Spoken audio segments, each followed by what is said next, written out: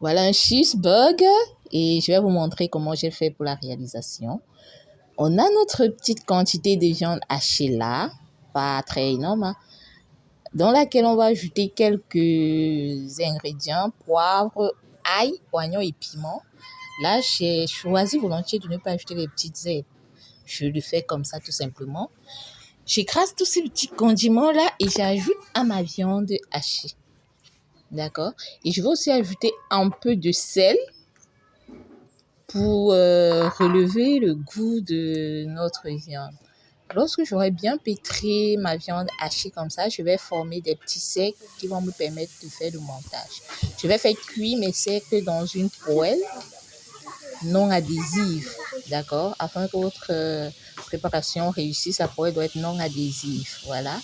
Je prévois toute ma garniture, si je dois appeler ça comme ça, tomates, laitue, oignons, voilà. Notre viande hachée est prête à être enfourée. On va réunir donc tous les éléments qui vont nous permettre de faire notre montage, à savoir tomates, laitue, oignons. Les petits gâteaux là qu'on a achetés à la boulangerie, on n'a pas eu le temps de le faire. Ça allait nous prendre vraiment beaucoup de temps, donc on a préféré prêt à être utilisé. Bien, pour ma garniture, je vais ajouter un peu de mayonnaise et de vinaigre. Pas trop compliqué, hein. Je vais fondre mes gâteaux en deux parties pour pouvoir les garnir. Voilà. Et sur chaque côté, donc, je vais ajouter une petite quantité de mayonnaise comme ça, que je vais bien étaler sur mon gâteau avant d'ajouter une feuille de laitue ensuite. D'accord? Il faut aussi noter que le montage peut se faire de votre façon. Hein. Vous commencez par ce que vous voulez. Donc, il n'y a pas de condition, quoi. Donc, je mets la tomate ensuite, de l'oignon, de la viande. Et comme moi, j'aime quand c'est vraiment aigre et piquant et succulent et gras aussi.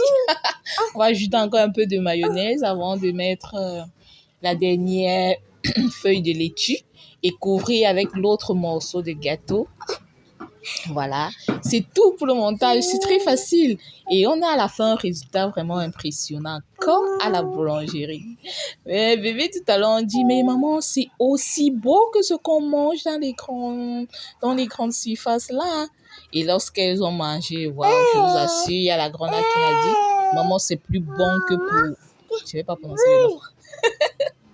Donc, il a l'habitude de faire cette petite réalisation à la maison avec des enfants.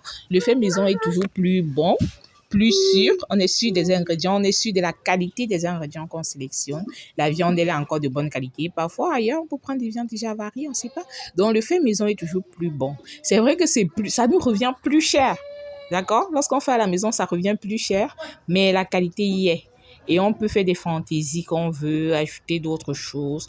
Ici, on a préféré ne pas mettre le fromage, par exemple. Parce que ça allait nous revenir encore plus cher. On a fait ça le plus simplement possible. Et c'était tout aussi bon.